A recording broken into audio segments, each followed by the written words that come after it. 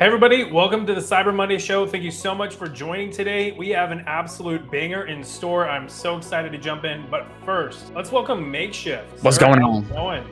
I gotta ask after last week's huge surprise, and in case people are watching tonight and they missed that, then they're probably freaking out right now. Did you get any reactions from last week? And even I guess today so far? Yeah, everybody's like, oh my God, there's a face behind all that hair that you had there. It's crazy. No, honestly, I think a lot of people have, and not to make this super long or anything, but a lot of people have enjoyed me looking like this because they say that they can see my face and I don't look homeless anymore. So, well, you'll look great. It's fabulous. And you know what? You know what else is fabulous? We have just an absolute rock star with us today. Ladies and gentlemen, Tina Shakour. How's it going? Good. How are you? So great. Thank you again for jumping on. I'm so excited. I've been wanting to pick your brain for a bit now, especially on cloud stuff. But first, for a lot of people that, if they're not in the Republic of Hackers yet, if they aren't familiar with you, do you mind just kind of going through how you got into cybersecurity and got into the cloud, and, some of the lessons that you've learned along the way? Sure. All right. Well, in a land far, far away, a long, long, long time ago, I was just basically a computer geek, but I didn't think you could make money at it. Fast forward, I spent a few years, actually a lot of years at Cisco, got my CCIE, decided to go to small companies for a while, had the Silicon Valley dream of, Friday, the direct deposit didn't come through and the CEO vanished in a puff of smoke. Learned that lesson. And a couple of years ago, I realized that I had gotten really far from customers and technology, and I started back in getting my certifications. Got my CISSP, my AWS certifications, and Google Cloud. That's awesome. I love it. And I feel like there's already so much to talk about because there's a Silicon Valley route. I feel like even on this show correct me if I'm wrong, we haven't talked about that before. So that's kind of unexplored. A lot of people are wanting to dive into that. So I'd love to kind of, explore that as well. Some of the lessons that you learned along the way. Also with, certs like the CISSP and GovCloud, there's just so much to unpack. But, we'll go back first, I guess big picture. For people that are interested in maybe they enjoy computers and they're kind of looking for ways to translate that into a career. What are some things that they can do that can help them kind of translate that passion into a career? So a couple of things that I recommend to people as I coach and mentor. One is volunteer. So nonprofits around you, domestic shelters, job retraining skills, homes for senior citizens need people to come and help with technology, right? So volunteering is one way to get the experience and kind of, get that resume bullet point of like, hey, I just haven't, played in my own lab all day. But the second part is play in your own lab and do things like capture the flags, volunteer for cons, speak at cons. They always need, people to handle speakers or do some of the AV if you're good at that. And then definitely I recommend certifications and anything that you can do. On Republic of Hackers, we have a whole group of people who are looking at lower cost certs that have the highest impact. So you don't have to spend $8,000 on a SANS cert or something. You can make an impact at a lower cost. Mm-hmm. I love that. And I think that that's so important. And actually, we can talk about that too. I mean, I've wanted to talk about Republic of Hackers a bit more too. But what got you into Republic of Hackers? And you've been such an active member. What keeps you driven to continue to contribute and provide such, excellent feedback?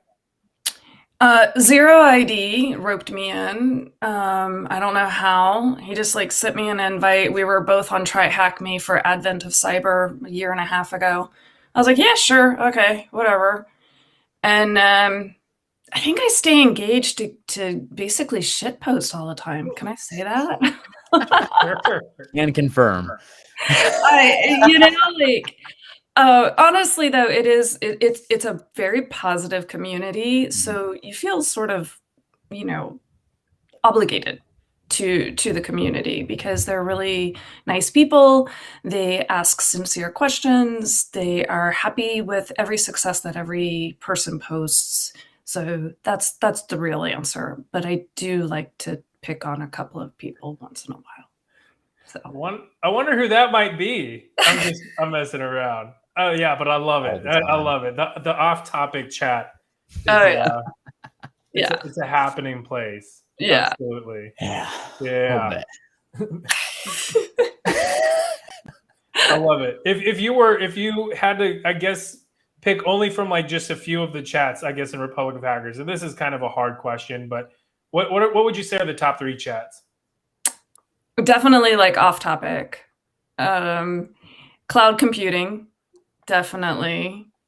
Um, then I kind of go back and forth on some of the certifications and career mentor channels where there's a lot of activity. They kind of go in bursts and then they quiet down a bit. So those are probably my top 4. I love it. And Megan and I have talked a little bit about the Security Plus because that's kind of like the entry cert that we've gotten. And certainly a lot of people are kind of moving in that direction, trying to get the Sec Plus as kind of like the foothold in the industry. We were talking a little bit about networking a couple months ago, and the importance of understanding those fundamentals and how a lot of people might skip over that, trying to get to like the shiny hacking object. Yep. We can call it that, but missing a lot of that really important, the fundamental understanding that leads to that level of excellence, right? What are some, you mentioned some cheaper certifications that are certainly very effective earlier. What are some of those certifications that you really recommend folks that, kind of similar to the earlier question, that are trying to translate their passion to a career and maybe are trying to trying to pivot their current career to something in cybersecurity or tech? Yeah. I have heard really good things about the Security Plus. I have not taken any of the CompTIA courses, but I've heard really good things about Net Plus and Security Plus. Personally, I do really like the entry-level cloud certs. And I tell people once you understand one cloud, it's all different product names and different sort of how they approach it, whether they approach it from a developer standpoint or an application standpoint. But once you understand the basics of one of the big 3, you kind of got it translates well. It's like learning one programming language according to people who program, because I'm terrible at it. But once you learn one, it's easier to pick up the next. So I do recommend any of the 3. They're entry-level cloud certs. And if you really have, the hard thing about something like a CCNA is you have to get your hands on Cisco gear. And their online labs and such they're just not good. So I think that one's a little challenging, but it does carry some weight. Are there any, I mean, kind of speaking of like hands-on labs and getting that practical exercise for cloud certs and for some of the entry or even intermediate level cloud certs, are there any like labs that folks can utilize to get experience, or is it really, utilizing like on the job training or even like getting like their own, I guess, license in the cloud and kind of goofing around that way?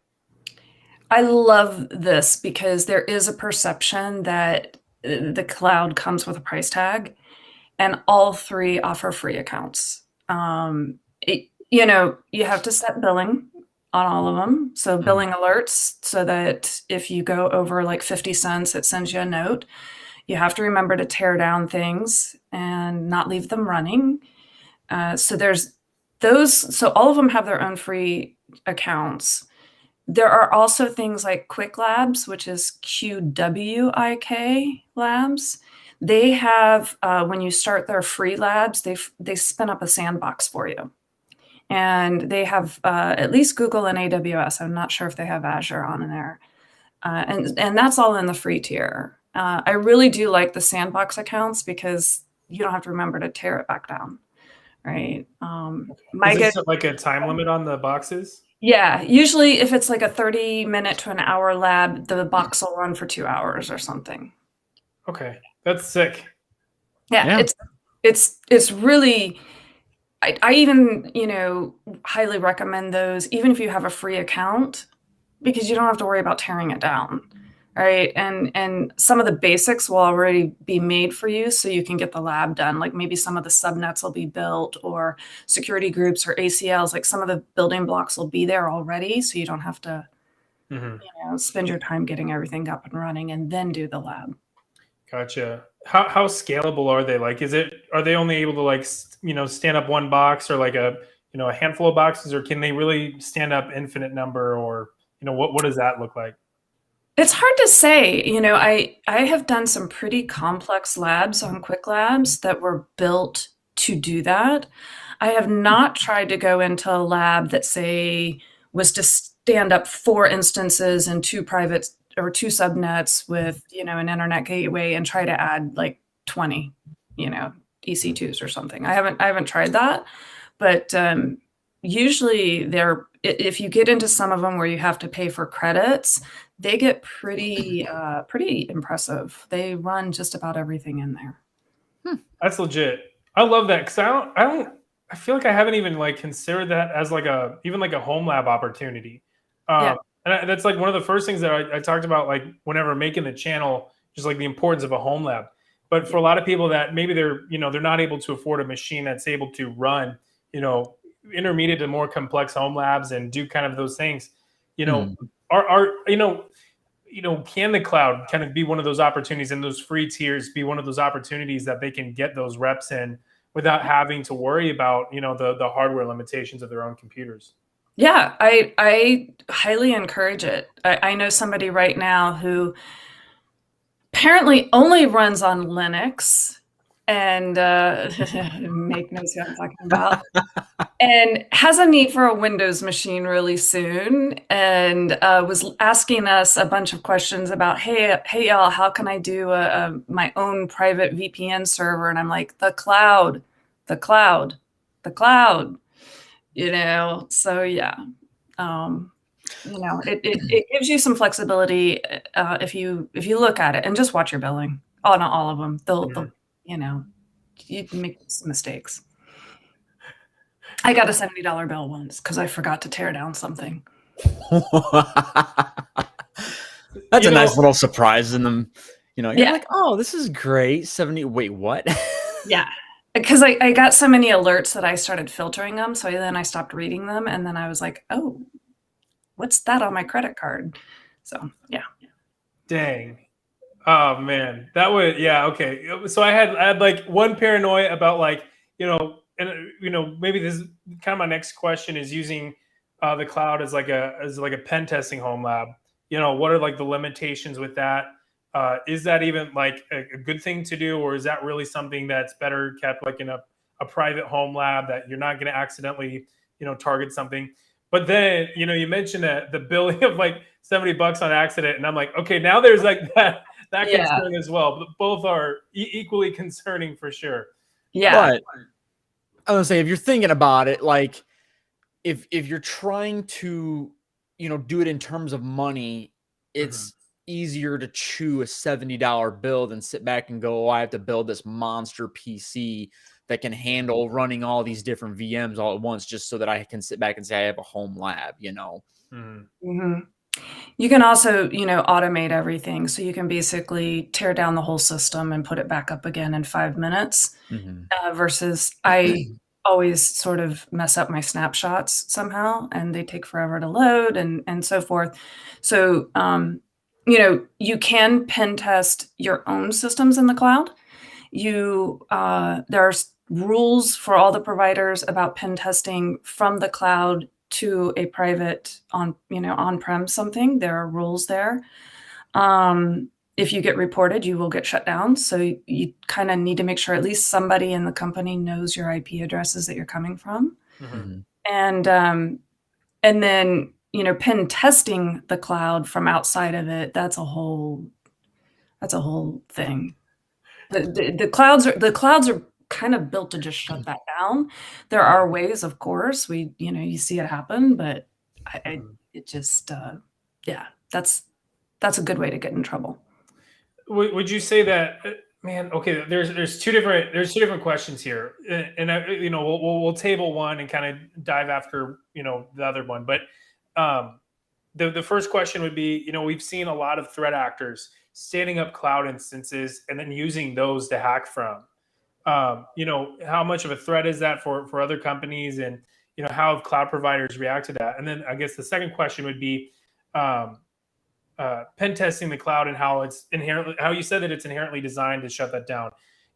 For small to medium-sized businesses that maybe aren't as capable of standing up their own on-prem infrastructure, that might also be a little concerned about the privacy concerns with the cloud. From a security standpoint, does the cloud actually live up to the bill? I'll let you decide which one we dive in first on that one. I'm going to go with the second one because it is something that I'm pretty impressed. The cloud is a hologram. Very funny. I'm going to go with the second one.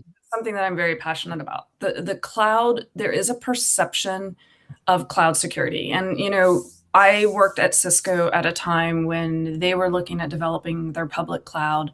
Bonus points if you remember what the name of it was and drop it into chat, because it lasted about a year. So there were a lot of fear and uncertainty around clouds, shared tenancy, and all of that. Mm-hmm. Today, if you look at the baseline security for clouds, for the public cloud companies, it is going to, in my opinion, be better than what you have on-prem from the get-go. Mm-hmm. First off, there's the physical security, right? The locations typically are hidden, badging access, checking security doors, gates, monitoring cameras, all of that. Then there's the fact that they actually patch things, right? The cloud providers patch their Cisco routers or Juniper routers or whatever is out there. I knew some customers who never patched, right? So just if you take that initial, sort of physical and layer one kind of like things are plugged in, they have power, they have redundant networks out, things like that. Clouds are already more secure, in my opinion. Then you add into that, all of the things that are sitting in front of the cloud from, as an external coming in. There's DDoS protection, there are WAFs available, there are other built-in security controls, monitoring, logs, all of that good stuff that's there. So, I can make that case personally that I find them to be more secure and more reliable. Human element is one of our biggest security problems. And a lot of cloud providers, things are mostly automated at this point, right? So you remove a lot of that, Joey left his badge on the conference room table and somebody swiped it and went in and unplugged everything, right? So, yeah.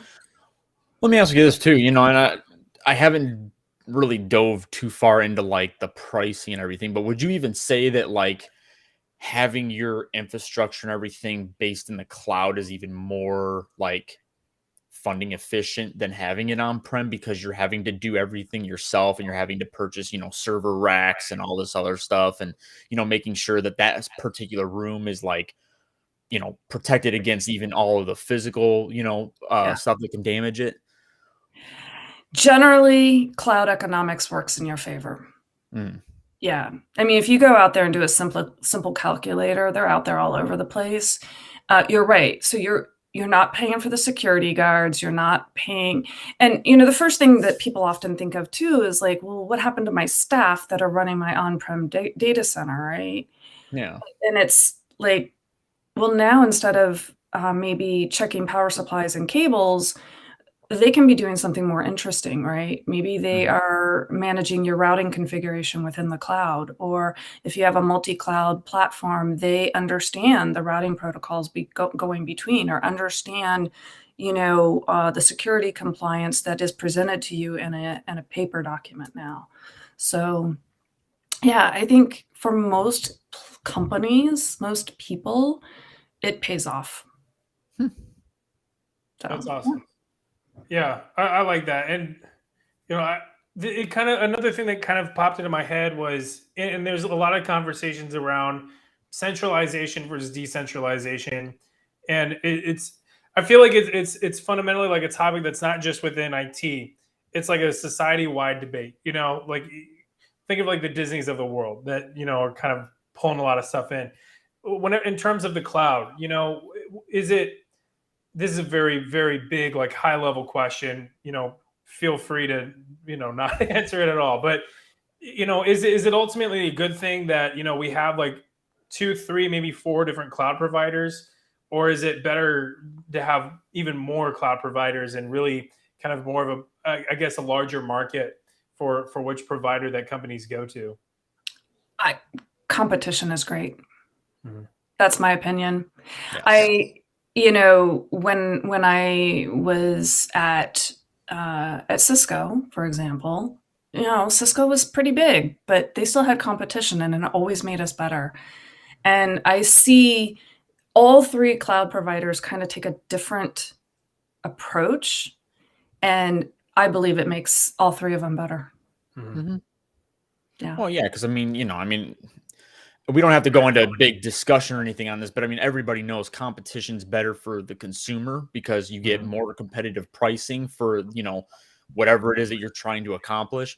But it also works better for the actual companies because then they can start, innovating certain things. And, even though you're all cloud providers, there's certain little niches here and there that set you guys apart, that would, again, cater to particular customers and clients that you're working with.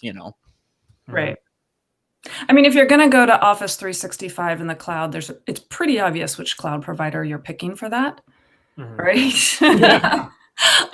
So Amazon. yeah, might be, yeah. No. Though actually, I wonder if there's a way. No. But yeah, like the diversity, just like in Mhm. everything else, the diversity in the landscapes out there, I think suits the world better. Mhm. I like that. I like that. Let's we'll using that, well, I guess we'll pivot back to the other question as well on threat actors and leveraging the cloud. We've seen some cases where it appears that threat actors are using assets. They'll stand up a cloud instance and utilize that to target, their different targets. Um, how does that evolve, I guess, over time? How do cloud providers interact in this kind of a dynamic where they're trying to obviously prevent threat actors from utilizing their infrastructure to attack organizations, potential clients of theirs, or even themselves, while at the same time not inadvertently, I guess, excluding potential clients? Yeah, so I'm not really sure that I can answer that one because that isn't something that I have seen Mhm. a lot of in my cloud Yeah. journey. It might just be like very niche cases that I've seen, like not like at scale, but I definitely like, it's just kind of stood out whenever I last saw it. I was like, that's interesting. Yeah, and you gotta imagine, I mean, I know that the protocols are in place for all of them Mhm. to immediately shut down anomalies, right? Mhm. So strange behavior can be detected and shut down. So, you know, you'd have to you'd have to be pretty like kapow, like stand it up and then like attack and then be back out, right? Yeah. Basically like use it and lose it, right?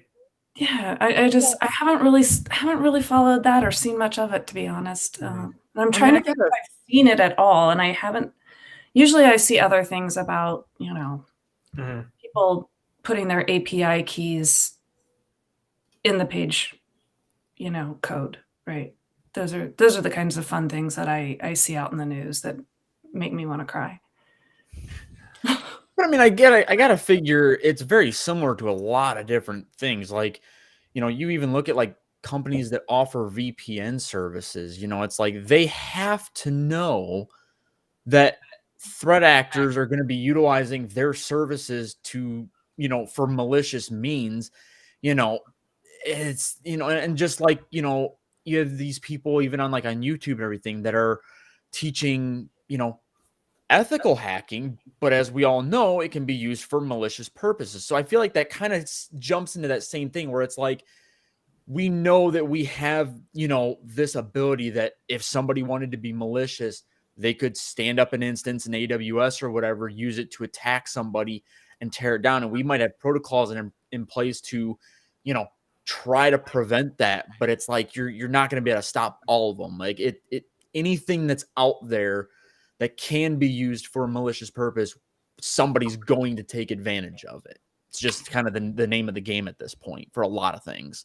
Yeah, at least I can say Google and AWS, they do require a credit card, even for the free account. So they'll find you.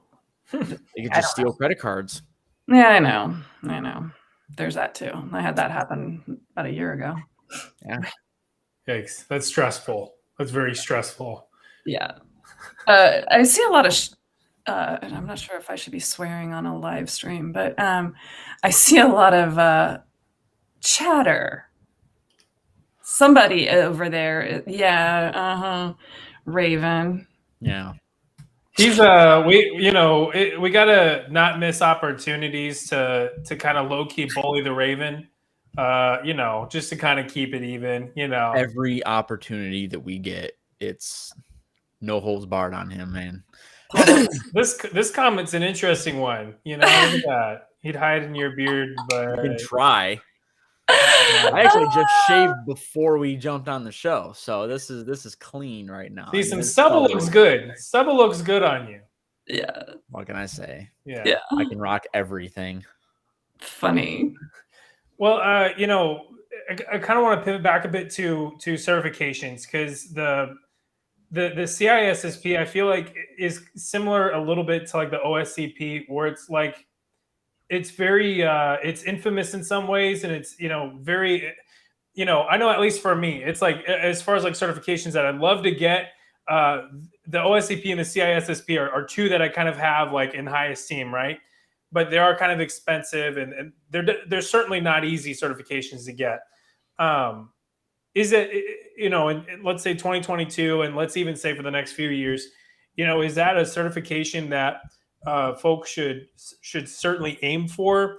Or are there other certifications that you see as kind of like rising stars in the industry? And even as cloud comes out, is I don't like OSCP, there's a lot of talk about its evolution in the market. Is the CISSP making similar evolutions to kind of remain competitive? Or are there other certifications that are kind of, taking that place? So the CISSP, I think, for me, it was probably the hardest exam I've taken since my CCIE, which, is an 8-hour hands-on test, right? So, yeah, so the CISSP as a simple written exam, because it's a lot of policy, compliance, theory, acronyms, legal information, protocols. It's just, and I had the advantage because I had a networking background. I had done voice over IP things, and I had ran security in a network, right? Very blue team, protect and defend. But there was zero hands-on that you could do to learn the thing. It was just brute force, memorize it. In theory, you must have 5 years industry experience to become a CISSP.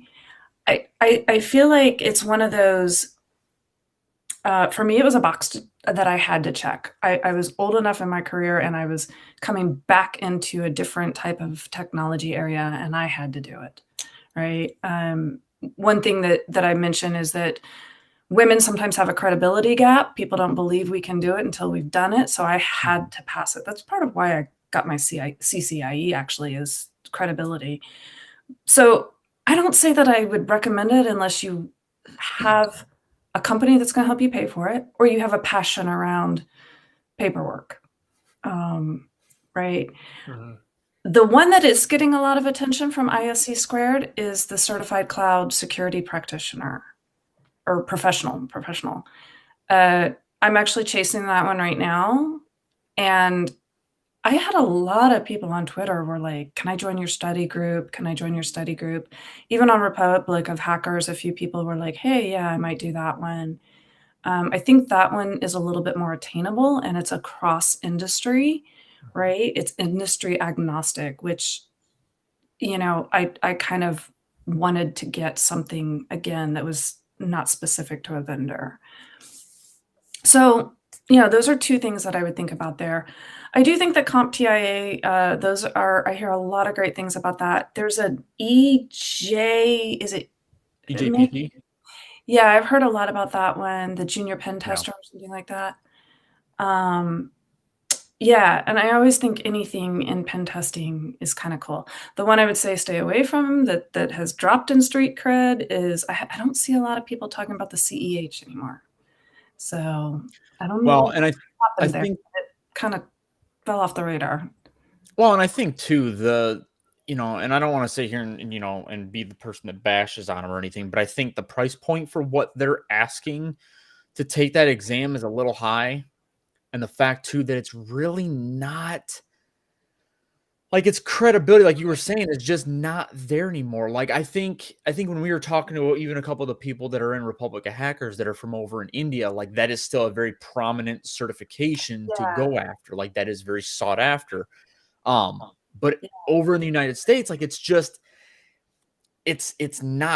there's not really any hands-on. It's a lot of memorization, and then it's just a giant brain dump. And you're like, okay, well, I think there are other certifications that you can pay less for and still get similar knowledge out of them. And it'll benefit you more because it's more of a sought after certification. Agreed. Somebody asked, is Cloud Plus good? That's a CompTIA, isn't it? I haven't written or looked at that one. But again, vendor agnostic from a well-known provider, I would think it has to be pretty good. Mm-hmm. We also have another question. The ISC was piloting an entry-level cert. Any traction there? I'm not familiar with this cert, so I'm hoping that you know what he's talking about. I don't know the specifics on it, but about a week ago, they released 100 free vouchers for the class and the cert, and it was an entry-level cert. By the time I clicked through to it, they were all gone. So that's the best I know. So they are still piloting something. That's exciting. Yeah. Because I know a lot of their certs, I mean, just from, and I've never taken any of them, obviously. But I know like a lot of their certs are more like higher level. Like you have to, like the CISSP, you have to have at least 5 years in the industry, So a lot of theirs are more like they want you to have some other on the job experience first before you take their stuff. So I think them trying to, and again, rolls right back into competition.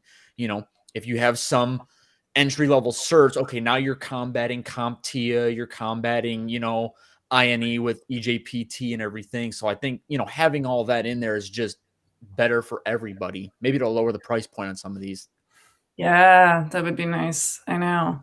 Some of these are hard. Like we have people even in Republic of Hackers. And I come across people on Twitter all the time, and they're always asking, like, oh, can I get even just like some of the study guide material for free? And it's like, man, I would give it to you. I honestly would, but I took the 501 and the 501's not even around anymore. It's the 601. Yeah. So everything pretty much that I have is not going to be of any relevance to you because they really went away from the cryptography and started going towards more cloud stuff. And so a lot of the stuff that I have is going to be outdated. So it's like, but I mean, even the study material is expensive. I mean, even Professor Messer, who I usually end up trying to gear people towards whenever they're taking, Net Plus, Security Plus, A plus or A plus or whatever. It's like, I mean, even his stuff can be expensive if you're getting the practice exams, the study guide, and all the material. It's like it's a lot. So hopefully we'll start seeing a price decrease in that stuff. Yeah, that would be good. I mean, when I took my CISSP, I was out of work. Thank you, COVID. It gave me a chance to study. And you know, the CISSP, I think at the time was $750, $800. Yeah. And I put so much, I broke myself studying because I was like, I can't fail. I absolutely must pass this. And it's not known for a high pass rate, or it's going to be $1,600 or whatever it was. And, you know, I put myself through a lot to pass it. And I did, thank God. But, you know, I kind of broke myself. I screwed up my sleep schedule. Like it was, thank God I wasn't working in some ways, because I wouldn't have made it. So I want to touch on that real quick, because I think that is kind of what I was gearing towards, and then you hit it nail on the head.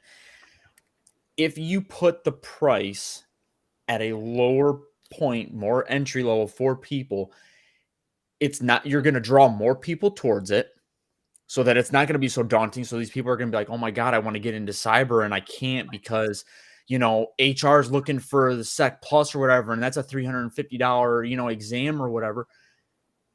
But also, like you were saying, if you fail, there is just this greater weight, because then you're like, shit, like I got to turn around and drop another, you know, $700 or whatever that I don't have. That or I, not, you know, like, or not even like attempt a second time, and you know, both parties lose. You know, they don't get that second payment, and you know, you don't get the certification that you put all this effort into. yeah. but like you were saying too, is like it ruins your, you know, I mean, again, it's for a short period of time for, you know, if you look at the grand picture of everything, but it's like even that little bit of time, that's, you know, burnout, loss of sleep, maybe, you know, not eating because of all of this. You know, it's just like there's so many other factors that are at play that I don't necessarily think that some of Yeah. these vendors think about. And it's like, if you lower it, you know, like if I fail a $300 exam, okay, yeah, it might suck, but you know, maybe if I take the voucher again, it's only $100, Right. you know. Right. Whereas, like you said, like, okay, 700 and then 700 again. It's like, yeah, it's a deterrent to wanting to go back and try to pass that again. Yeah. Agreed. Yeah, I think that's I mean a very solid point. And I think that's kind of one of those things to kind of use a very vivid example for the folks that are watching and are kind of more in like the pen testing space. Like there's the OSCP, and then you got like the Cyber Mentors PNPT, and then this isn't like an official, like they you know, offensive security hasn't come out and actually like said you know, officially that the changes that they're making are as a direct result of what, you know, some of what Heath Adams is doing. But you do kind of see a little bit of like, you know, a little bit of chess, you know, one person moves a piece here, one moves another piece here, kind of reactionary in some ways. PNPT's very heavily focused on Active Directory and realism. OSCP historically has been more on like capture the flag, but then they add in an Active Directory, you know, twist to it. And so the price point, you know, yet to see movement, it appears. But you know, so you know, to your point, it's, you know, we're still kind of waiting to see some sort of an adjustment there. But Well, and to real quick, just kind of add to that point, because somebody was also talking about it in, you know, in the chat, and I just kind of jumped in. That's why when people have asked me, you know, I'm going after a hacking cert or whatever, should I go after OSCP or should I go after the PNPT? And I always, you know, again, nothing against offensive security. Like, you guys are doing great over there. You guys are very well known. You have a very big reputation, the whole 9 yards. But it's like the PNPT is a little bit more realistic in the fact that you do more of the Active Directory hacking. You spend like $400, and yeah, it's a big price point, but you get all the classes that you need for that certification in the exam. You get one exam test, and then you also get a free retake. Yeah. Yeah. You know, all of that for 400, like that's big, you know, and that's what's, for me at least, the driving force in recommending that to somebody, and even, you know, eventually hopefully going after it myself. Like, it's just, you get more bang for your buck.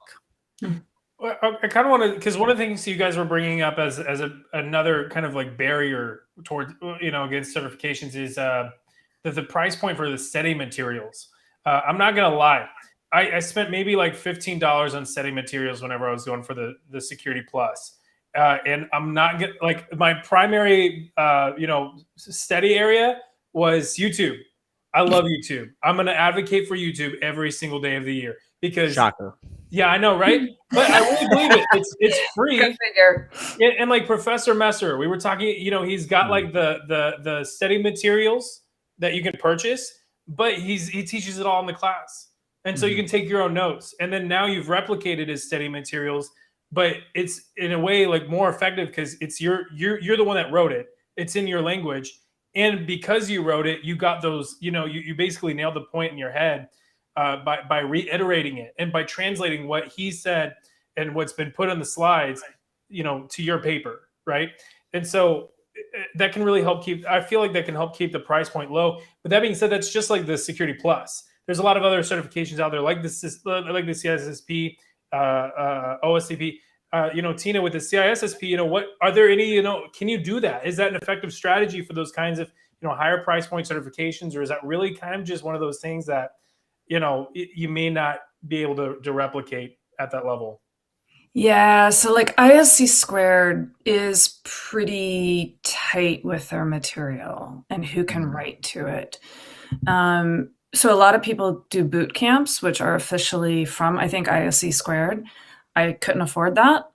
I did it all with the official online material and a lot of Google searches, or the official books, which, is like a stack like that. But I did it all with that. And like I said, a lot of Google searches. And for me, part of the challenge was I needed to hear it in a different way than the way the book was written. And I'm noticing that with the cloud security one too, is the way they write things sometimes is just, my brain doesn't work for that. So I have to go like look it up, or I'll go find some webinars or go to YouTube or whatever and try another way. And that works for me. I write in the books. That's why I can't ever donate my training materials. I even make snarky comments like, that's bullshit. Because then I'll remember it, right? I'm like, whatever. Of course, you're going to store your keys in the cloud somewhere, sometime. Not everybody can afford a hardware module on-prem. So yeah, I do. And then I answer all the questions. Everything's in pencil, but I'm not going back and erasing all that. I'm just going to set the things on fire when I'm done. Well, two things to that. One is I have kept every single book that I have ever, and I paid. So when I was going through college, I paid for all of my books. I did not rent them or anything. Like there was a few, like for some of your general, ed classes, but all of the computer ones, I have paid for every single one of them. They're all stacked up this freaking high in my closet. But a real quick question for you, and I guess I kind of want to talk to you about this, and then obviously we can only continue this if you've done it, but have you ever taken a boot camp for a cert or anything else? I did. I took a CCIE boot camp. So since you have, is that something that you recommend? Because a lot of the things that I've heard from people, is that they're very rushed because you're trying to cram X amount of stuff in a very small amount of time. Do you feel that you benefited from that, or do you feel like those can be beneficial, or do you feel like it's more of like you're really kind of overwhelming people to, especially like you were saying with like some of them, they're very expensive. Do you feel like some of the price points are fair for that, I guess? I would say today I would not recommend them. Okay. And here's why. We have Discord, we have YouTube, we have Twitter, and you can get a study group. You can get, like on Republic of Hackers, we jump on and say like, okay, tennis, this is how you do subnetting. People will know what I mean by that one. But like, I feel like the benefit of the boot camps was that asking people, like having somebody right there that you could talk to and say like, why is this not working? Mm-hmm. With so many certs and everything. I mean, when I was doing my CCIE, it was all still physical hardware. You know, like I had to make phones ring in a lab. I couldn't just like, you know, telnet into a router. SSH, excuse me. So How dare you use know. such an unsecure way? Oh my gosh. Hey, I say, you know, more power to you. You know, you like hold strong. Don't let these nerds tell Yeah. you that SSH is the way. Telnet's You the leave way. that port open, damn it. Yeah, I'm let's leaving all the go. ports open. Any. All We're of it. not we're not about upgrading Log4j. No. We're keeping that around. I love Java. Unpatched. Great. My friend. But yeah, I would say in today's day and age, unless you're that person who needs to carve out that time and just do it, for me, attention deficit, I can't focus. I'm exhausted by the end of the day, and I am not a fan. And that's kind of what I was trying to I was hoping that I was going to get to, is the fact that, you know, if there's anybody in the chat or anybody watching this later on, like if you're chasing some cert, whether it's for a job or just for, you know, if it's something like the Sec Plus where you're trying to get some experience to help you get a job, yeah, do some research, look up YouTube videos, jump on Republic of Hackers. I mean, right now we're doing EJPT, we're doing Net Plus, Sec Plus, and I think we're even doing OSCP prep. So, you know, we're not covering every cert, but we're covering at least 4 of the decently big ones. Get a group, find somebody, you know, that you can study with. Don't pay for these boot camps, because like I said, I just think that you're spending a lot of money, 1. 2, you're cramming a ton of information in a very small period of time, you know, and I just don't think that's great, because again, we keep talking about burnout. It's like if you try to cram that much information in the span of, you know, 4 or 5 weeks, you're going to want to put a bullet in your brain by the time you're done. I know I almost did when I freaking watched when I was doing the Sec Plus. It was just like so much pressure on you that you're just like, it's just, I don't know. It's unreasonable, I think, especially in this day and age with everything that we have. Agreed. So yeah, I think just look for your resources, study at your own pace, make sure that you understand that content. I kind of want to emphasize that point, and I guess kind of go back to the core reason. I feel like, in my opinion at least, why certifications exist, right? It's kind of get a job, right? And if we think about like a boot camp, you know, if it's like 5, 6, 7, you know, X number of weeks or whatever, but it's kind of like it is an educational blitz. Does that really, and you know, say you do that blitz, you come out with the certification, you know, but if you're green, if that's kind of all you've got, does that really translate to a job? You know, how do companies really interpret that as, okay, they're hireable, they're ready to, you know, jump onto the wheel and get after it, right? Or is that kind of an illusion that we've built just through, I guess, aggressively pursuing and stacking boot camps and certs? So I will say that as a hiring manager, I do look for certifications. Mhm. I don't know if I'm the one giving the feedback or if I'm just hearing that myself, but I think that might be you, mate. Sorry. This has happened the past few weeks. It's always me. So yeah, I would say that and I totally lost my train of thought. Thanks, Meg.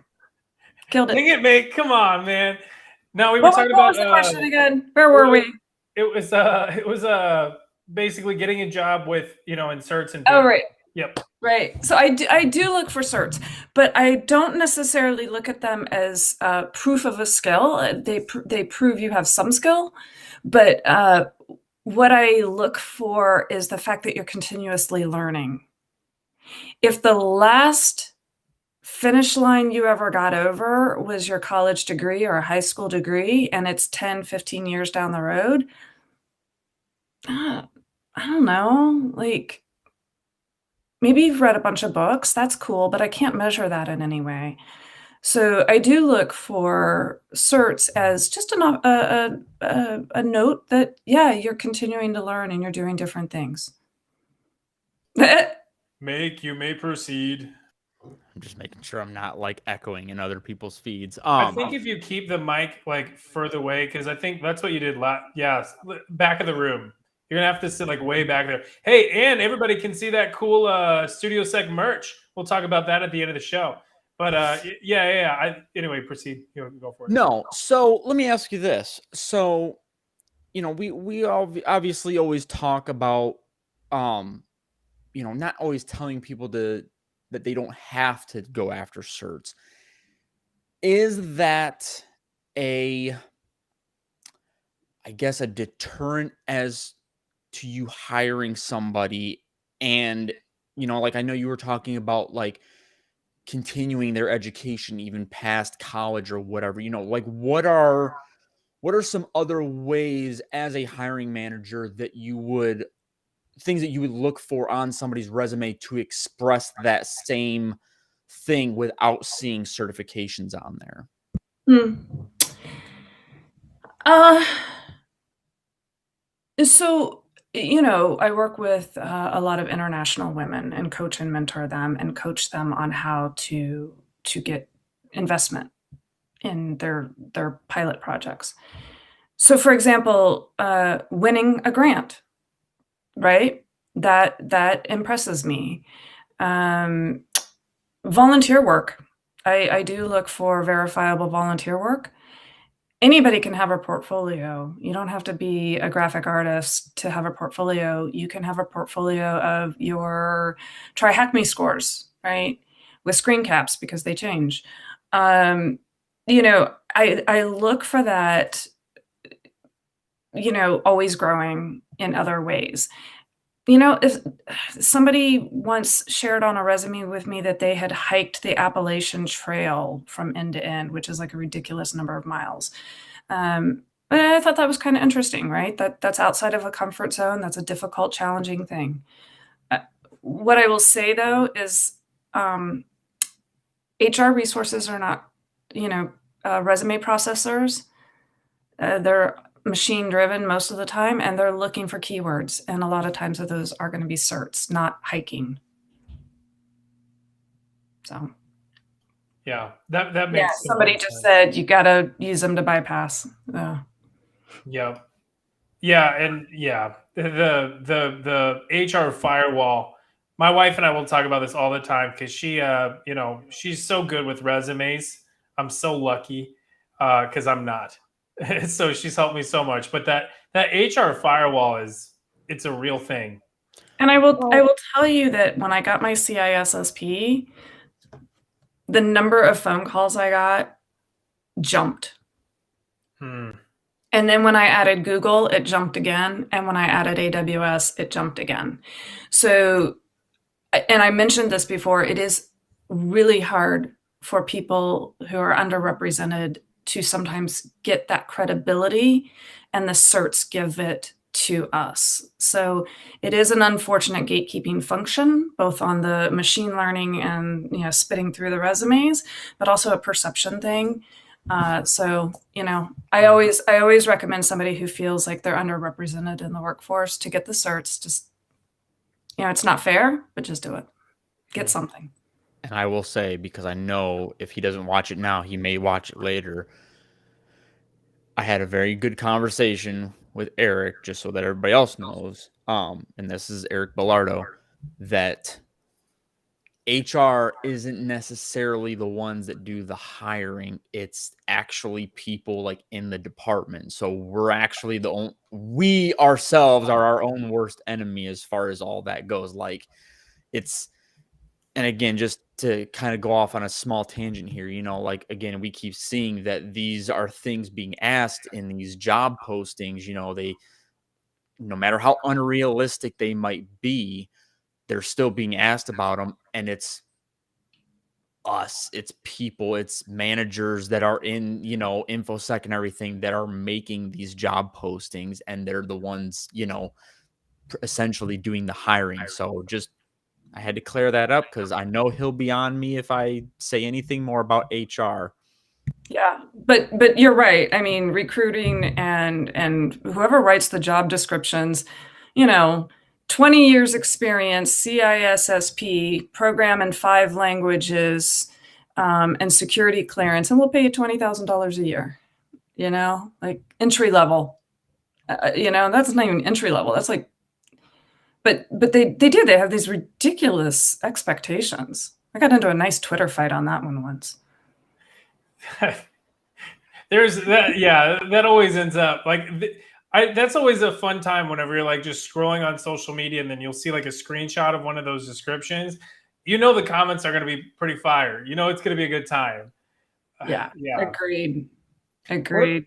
One of the things that you mentioned though that is, absolutely important, and this ties into, everything that we've been talking to up to this point, right? With diversity in all this, how it rises everything up, right? You mentioned that it's certifications are unfortunately act as a gatekeeping function for women primarily, and other groups as well. Like where I guess what are ways that we can, I guess everybody that's watching as cybersecurity professionals or cloud, wherever they are, that we can all kind of work to, I guess kind of edit. I use the term edit just as a computer person, but edit the process, right, and make it not so that certain folks have to like really just crush themselves on certifications whenever others don't, and it's kind of an unfair situation. And really, everybody can kind of have like they can all utilize similar pipelines and get the same opportunities and really get the same levels of credibility and respect. Yeah, so that's a really interesting question, and it's one that that actually we talk about a lot at my current employer. And I've had some friends come to me directly inside and outside the industry and just say, why am I not getting female candidates or any kind of minority candidates? And, is there a pipeline problem and so forth? And if you start with the pipeline, more computer science degrees are awarded to women right now than men. So we get people into tech, it's keeping them. And we saw this with the pandemic, right? Childcare, unfortunately, has been falling on the female side of the population more than the male, and they've left the workforce in record amounts. So one is just being aware of the societal pressures on all people, right? I got 3 people at work right now who are out because a baby's just been born, and they're all men. They get paternal leave, right? That's awesome. And every man should be standing up and demanding that. Like, hey, yes, the woman did some of the hard work there, but now the hard work really begins of raising the child, and you should have time off to be with your child and your family, right? If you see something, say something, right? Microaggressions, when somebody talks over a person, say, okay, thank you. You were going to say something. What was that? Or if you do it, apologize. Like, dang, I'm terrible at interrupting people because I have a pushy, aggressive personality. And I have to stop myself and like apologize, right? That's not fair to anybody for me to do that. And I'm getting better at it. So I think it's little things like that, is realizing that what the culture is outside of the work that forces problems for people. But then also, if you see 20 candidates come through and they all look exactly the same on paper, question that.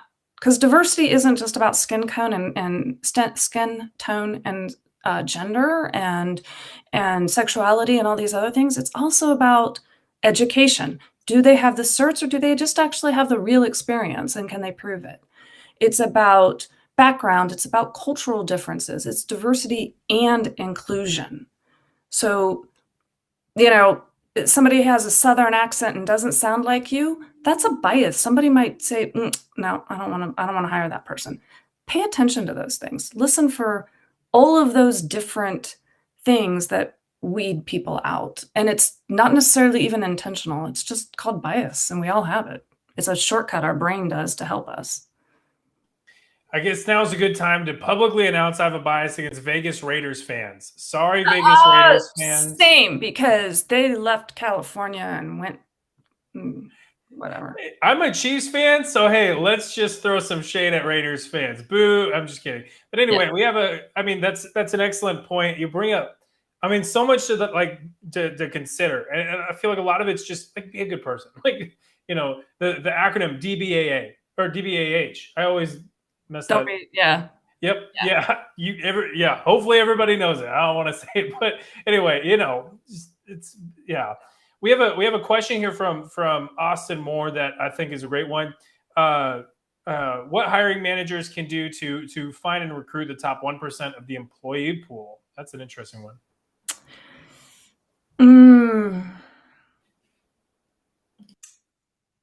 The first thing I would say is go out of your own comfort zone, but also leverage. So what I mean by that is if you like going to job fairs at colleges, don't just do that. Do something that's really uncomfortable for you, right? I don't know, go to the state fair. I don't know, something. Also volunteering with groups outside of the company. So I spend a lot of time with tech women, and I find amazing folks all the time that I keep trying to recruit and hire. Also really lean on your employees. If you have happy employees, that is the best thing you can do. A few folks on here have heard me rave about the person I work for. In my very long career, I have had 2, maybe 3 good managers ever. And I've had some really epic bad ones, right? So, if you're a good manager, your employees are going to speak for you, and they're going to bring them in. I love it. And kind of a good follow-up from Michael here. Are there sites for volunteering? So Make answered that. Volunteer for the cons, right? Also, like I mentioned at the top of the hour, any schools, community shelters, churches, nonprofits in your neighborhood, they always need technical help, always. Or you can do, like, I think LinkedIn used to do this. You could look for volunteer opportunities, like do a little bit of coding for somebody, and different things like that. Run a hackathon online for like Black Girls Code or something like that. There's always plenty of things. There's so much need out there, and we are the smart techie people. It gives us a chance to share it. I love it. We'll give a little bit more time for anybody if they have any questions down below. But real quick, we've talked about a lot of, kind of mentally and very much emotionally resource intensive activities, studying for very challenging certifications. Work by no means, a lot of the time is neutral. It often incurs some sort of cost. What do you do to kind of unwind and reduce burnout? So I love to cook. So what I'll say, the short answer is anything where both of my hands are busy, like cooking, chopping vegetables. I do paper crafts, so like origami and collaging, and then I mail them to people. Anything where both hands are busy, gardening, stuff like that, because then I can't check my phone. So that discipline stops me from, checking what's going on and where things are going.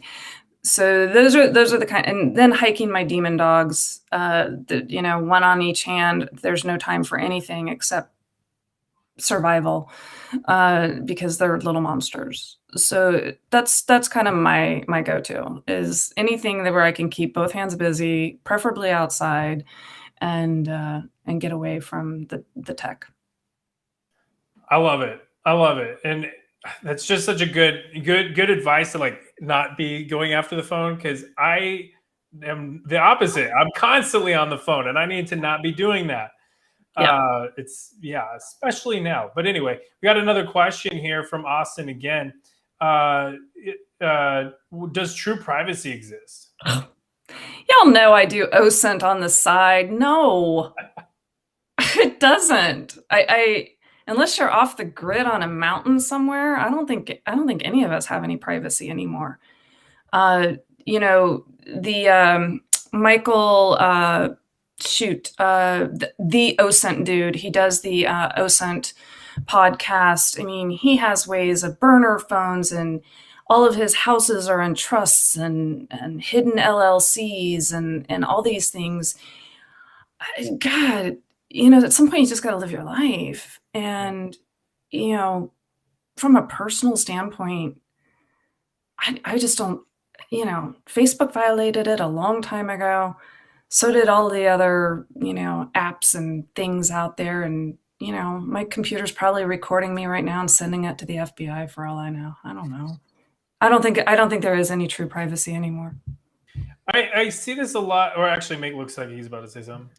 No, I was gonna say. I mean, we always talk about if you want your true privacy or whatever, as far as like on a computer and everything, like you just unplug it, because that prevents everything. Like if there's no power being drawn to your computer, your webcam can't record you or anything like that. If you unplug your particular listening devices, because if I say her name, she's gonna start yelling at me. Alexa? I don't. I have the volume turned down specifically because I knew you were gonna do that. But no, I mean it's essentially that. It's like if you don't want that, there are things that you can do, and I will say, just on that topic, I do really enjoy what the phones have started doing and they all do this now, at least if you're on the most recent update, is if your camera or microphone are in use on any application whatsoever, there is a little light. I think on Android it's green. I don't know what it is for Apple, but it will let you know that is your clear indicator that one of those two, sections on your phone are in use. And I think it is a step in the right direction. You can't obviously, unless you want to go through how many different apps on your phone and disable all of its access to things, but yeah, I think it shows. Huh? Hopefully that little light shows. Yeah, you could probably be hacked to turn it off, right? Yeah. Yeah. But I'm an optimist. I'm Gen X, so I just figure we're all, exposed. Yeah, I mean, I'll use another word, but trying to filter myself a little bit. I appreciate We're all violated. We're all violated. That's a good one. That's a good. Anyway, let's move. Yeah. So one of the interesting, like, kind of, I guess, side roads with this topic that I feel like a lot of people that don't really understand what's going on with the deep web like to cite is like, oh, you're anonymous on the dark web. You're anonymous with Tor. Is that correct? Boy, that's not my area of expertise. I mean, in theory, it's as anonymous as, say, Bitcoin, but I know the FBI has recently captured some Bitcoin too, so yeah. I don't know, right? Like, I don't play in those waters. That's out of my depth. Yeah, same. I don't know. I just kind of threw that answer or that question out. Who knows? Fingers crossed we are, but yeah. Anyway, that is its own hours worth of. That is. Yeah. You need a deep, dark web expert on here, and I'm trying to think if I know any off the top of my head. Right. Yeah. Makes about it. Maybe Make's our guy. Yeah. Yeah. Actually, that's a great point. So, Make, show everybody this Big Hacker Energy shirt you got. Love it. So this is actually, and it's been a hot second. I'm gonna share the tab real quick. I was gonna say, please share that link, because I actually had somebody reach out to me right in the beginning of the podcast, asking what the link was because they wanted to get a shirt. So Nice. Yeah. Just posted a link in the chat, but this is the StudioSec merch store. Check it out. We got all kinds of stuff. We got bags, stickers, shirts, and such. There's things and stuff on here. So definitely check it out. There's a link down in the description. If you're watching this on replay, there is a link in the wait. I already said link in the description. There's a link in the chat right now. There will be a link in the description for the replay. Check it out. Tina, thank you so much for jumping on. This has been a pleasure. This It's has been fantastic. fun. It's gone fast too. Thank you. Yeah, right. This goes fast. Every week. It just flies by. And I feel like I've learned so much. I mean, I feel like I've learned so much about the cloud and certifications. And like, I had no idea Quick Labs was a thing. I'm going to be taking a dive into that here pretty soon. Maybe I'll make some videos on that. Cool. Teaser. But yeah, I think that's so cool. Closing bit of advice for people, what do you got? Whatever phase that they're at, if you were to say just, one quick thing to them, what advice do you have? Just keep learning, always keep learning and believe in yourself. All right. We're all here for you. I love it. Mate, do you have anything?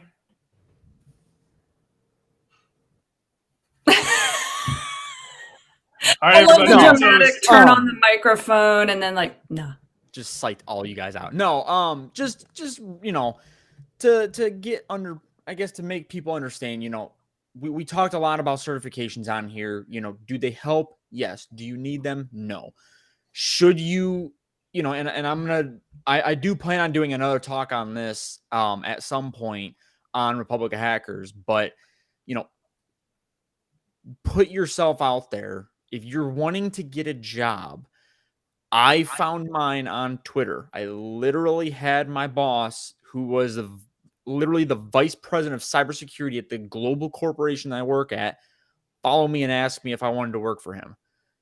As weird as that sounds, finding it on Twitter, it works. And it's only because I put myself out there. If you complete a room on Try Hack Me, post it. If you do something on Hack the Box, post it. If you do something on over the wire, under the wire, whatever, post it.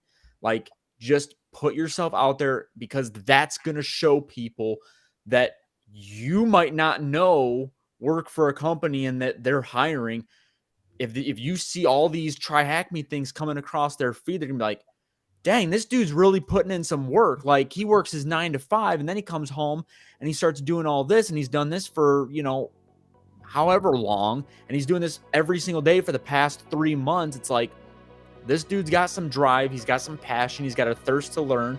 That's somebody I want working for me at my company, and you will get reached out to. I will guarantee it. I love it. Well, everybody, thank you for watching. Thank you for joining. Thank you, Tina. Thank you, Meg, again for jumping on. Have yourselves an excellent week. See ya. Toodles.